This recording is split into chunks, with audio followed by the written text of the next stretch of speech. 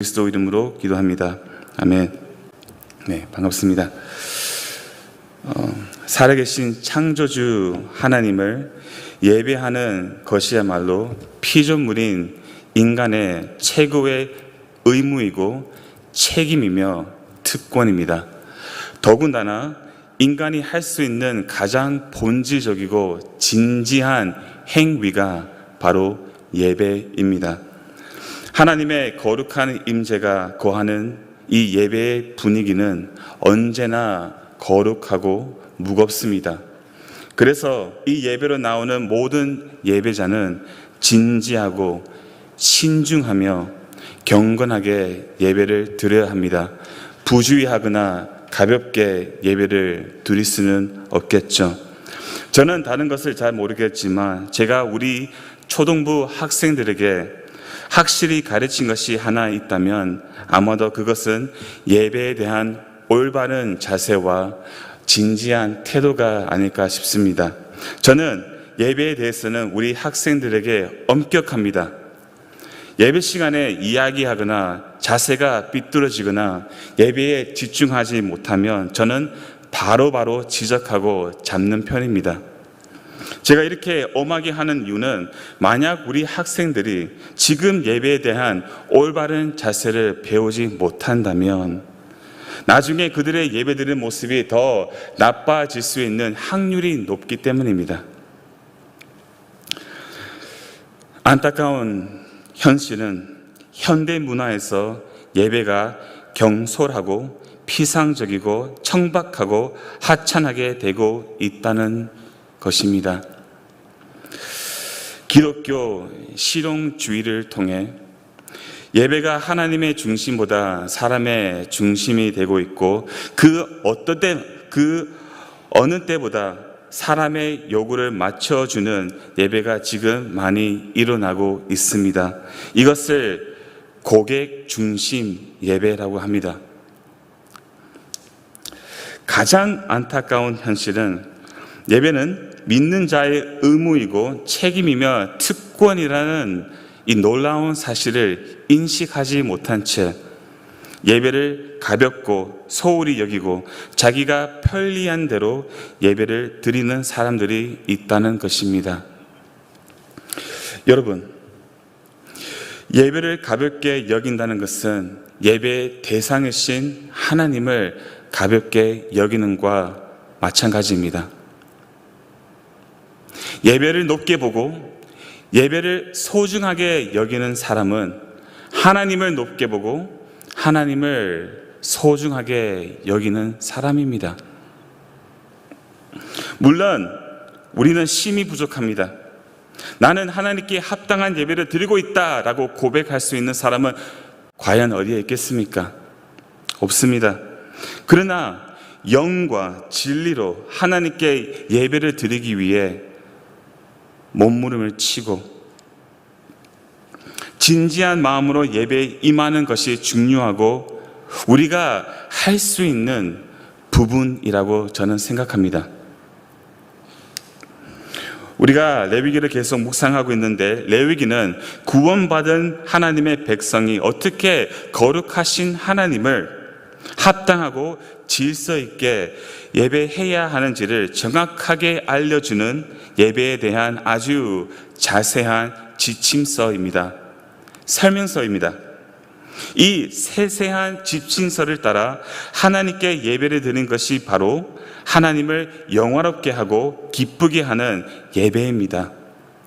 한 순서도 빠짐없이 하나님께서 명하신 대로 진행하는 예배야말로 하나님께서 받으시는 합당한 예배라는 말입니다. 어제 본문 레위기 9장에서 아론이 하나님께 첫 제사를 드렸습니다. 그는 하나님께서 명하신 제사의 규례대로 번제물을 드렸고 하나님이 그것을 기쁘게 받으셨다는 증명으로 불이 번개처럼 하늘에서 떨어져서 제물을 초자연적으로 불로 태워버렸습니다. 이것이 너무나 극적인 형상이라서 온 백성이 즉시 얼굴을 땅에 대고 엎드려 경배하고 기이 여겼습니다. 하지만 곧바로 아주 비극적인 일이 일어납니다. 아론의 아들들은 아버지의 본을 따라 하나님이 명령하신 규례대로 하지 않고 자기 스스로 다른 불을 담아 여호와께 분향 드렸습니다. 다 같이 1절 말씀을 함께 읽겠습니다. 1절 말씀. 아론의 아들 나담과 아비후가 각기 향료를 가져다가 여호와께서 명하시지 아니하신 다른 불을 담아 여호와 앞에 분향하였더니. 아멘. 죄송합니다. 물 좀 마시겠습니다.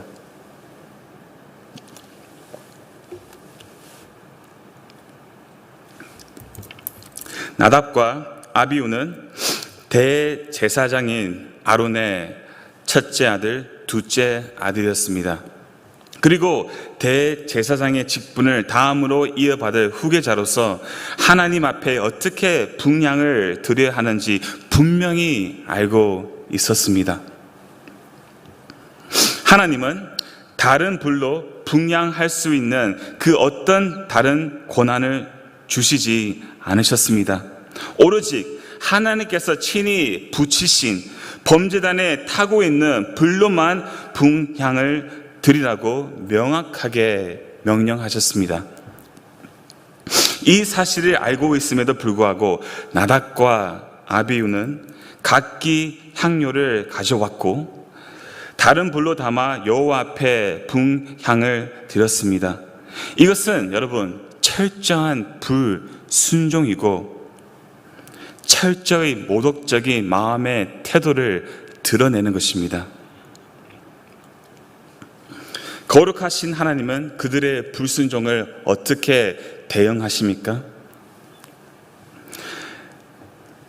그들의 심각한 죄악을 형장에서 주저없이 바로 그들을 심판하십니다. 다 같이 2절 말씀을 읽겠습니다. 2절 말씀. 불이 여호와 앞에서 나와 그들을 삼킴에 그들이 여호와 앞에서 죽은지라. 아멘.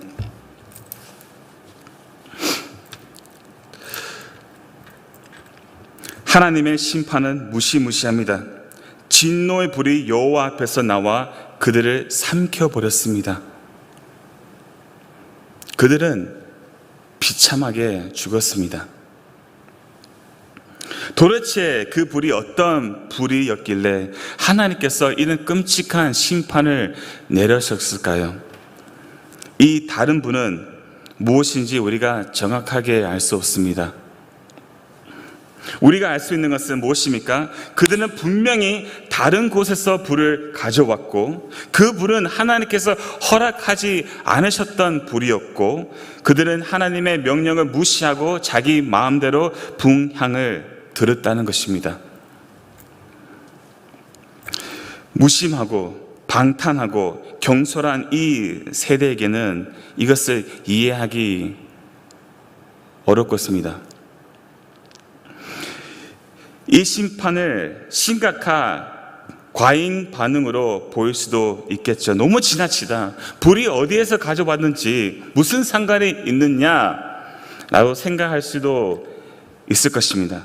그러나 그렇게 생각하는 사람들은 사실 하나님이 누구이신지 잘 모릅니다. 여러분, 하나님은 거룩하십니다. 레위기의 핵심 주제는 하나님은 거룩하시고 그 백성도 거룩해야 한다는 것입니다. 거룩하신 하나님은 죄를 절대로 용납하지 않습니다. 그래서 거룩하신 하나님 앞에 나와서 예배하는 자는 반드시 하나님께서 명하신 예배의 지침서를 따라 예배 드려야 합니다. 청교도들은 will worship, 의지 예배라고 하는 것을 너무 싫어했고 정죄했습니다. will worship. 의지 예배는 말 그대로 자기 의지를 따라 예배를 드리는 것입니다. 존 캘빈은 이것을 자력으로 만든 예배, 스스로 만든 예배라고 말하면서 캘빈도 이것을 정죄했습니다. 인간의 발명품입니다. 자기 생각대로, 마음대로, 편리한 대로, 말씀과 일치하지 않는 자기 방식대로 예배를 드리는 것은 다른 불입니다. 하나님을 모욕하는 불, 거룩한 예배를 부패시키는 불, will worship, 자기 마음대로 드리는 예배. 그래서 신학자 말콤 왓슨가 쓴 What is a Reformed Church? 개혁 교회란 무엇인가? 라는 책에서 개혁 예배를 이렇게 정의합니다. 개혁 예배는 하나님의 기록된 말씀에 따라 엄격하게 거행되는 예배이며, 이는 우리가 어떻게 그분을 영화롭게 하고 즐거워할 수 있는지 지시하는 유일한 규칙이다. 개혁 예배는 어떤 예배입니까? 하나님의 말씀을 따라 드리는 예배입니다. will worship이 아닙니다. 그래서 우리는 하나님의 기록된 말씀에 따라 예배를 엄격하게 거행해야 한다는 것입니다. 의지 예배, 자력으로 만든 예배, 자기 만족을 위해 만든 예배는 다시 말씀드리지만 다른 불입니다. 다른 불입니다. 여러분, 제가 질문 하나 드리겠습니다. 예배의 목적은 무엇입니까? 왜 우리가 예배에 나옵니까? 어떤 느낌을 받기 위해, 감동을 받기 위해, 무엇을 새롭게 깨닫기 위해. 물론 예배 가운데 이 모든 것을 하나님께서 우리에게 주실 수도 있지만 예배의 목적은 아닙니다. 예배의 목적은 삼위 하나님께 영광입니다.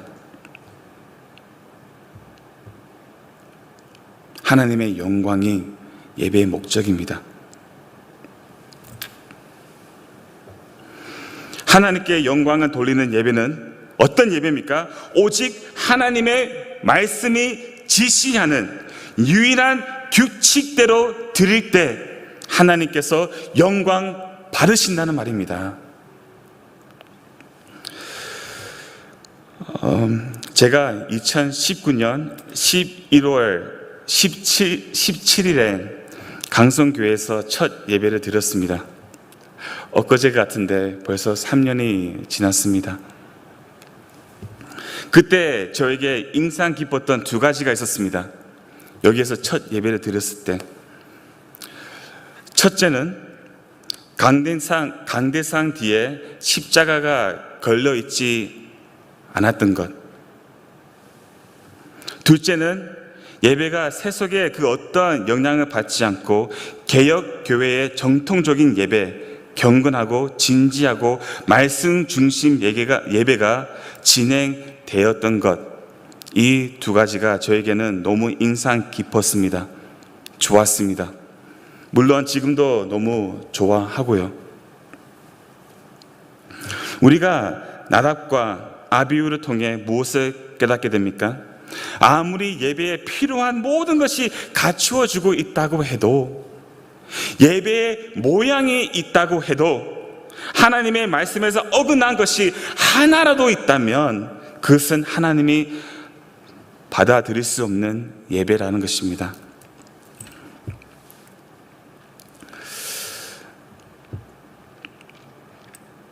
저는 개인적으로 은사주의자들이 진행하는 예배를 예배로 인정하지 않습니다. 이것은 저의 개인적인 의견이기 때문에 그냥 가볍게 들어주시면 감사하겠습니다. 저는 은사주의자들이 진행하는 예배는 will worship, 의지 예배, 자력으로 만든 예배라고 생각합니다. 저는 은사 중지론자는 아닙니다. 이 시대에도 하나님께서 당신의 뜻을 이루기 위해 때로는 은사를 주신다고 믿습니다. 그리고 은사주의를 추구하는 교회 중에도 소수하지만 하나님의 말씀을 올바르게 알고 올바르게 예배드리는 신실한 성도들이 있다고 믿습니다. 자, 그러나 대다수의 은사주의를 추구하는 교회는 극단적입니다.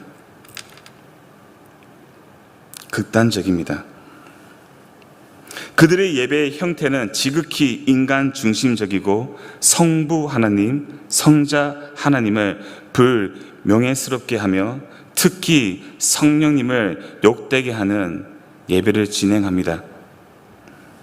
극단 은사주의를 인터넷에서 검색해 보면 바로 알 수 있습니다. 그들의 예배는 정말 어처구니 없습니다. 예배 중에 거짓 기적, 거짓 환상, 거짓 예언, 거짓 기름 부음, 무의미한 대혼란이 나타납니다. 예배 중에 사람의 몸이 갑자기 열나고 떨고 제잘거리고 비명 지르고 넘어지고 땅에 구르고 막 뛰고 지속적으로 딱구질하거나 딱구질하거나 멈추지 않고 미치게 웃거나 동물 소리 내거나 이런 말도 안 되는 것을 합니다. 자, 무서운 것이 무엇이냐면, 어처구니 없는 것이 무엇이냐면 바로 이겁니다. 이 모든 것을 성령님의 역사로 주장한다는 것입니다. 저는 이것을 용납하지 못한다는 것입니다.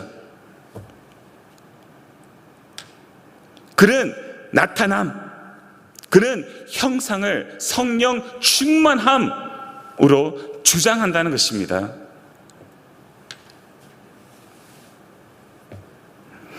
과연 성령님이 그런 말도 안 되는 역사를 하실까요?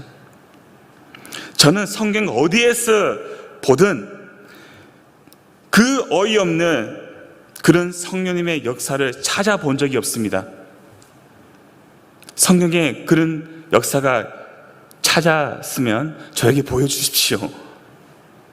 그러나 성경은 성령님의 역사를 어떻게 말합니까? 성령님의 역사는 죄를 깨닫게 하시고 죄를 책망하십니다. 죽은 죄인을 거듭나게 하시고 다시 살리십니다. 의롭게 하십니다. 깨끗하게 하십니다. 회심하게 하십니다. 말씀을 조명시켜 주십니다. 하나님의 자녀로 삼아 주십니다. 우리 안에 내주하십니다. 능력 주십니다. 우리를 낮추십니다. 인도해 주십니다. 영적 열매를 맺게 하십니다. 우리를 보호하십니다. 매일 우리를 새롭게 하십니다. 자, 무엇보다도 성령님은 성자 예수 그리스도를 증언하십니다. 은사주의자들의 예배를 보면 그리스도가 없습니다. 예수님을 높이지 않습니다.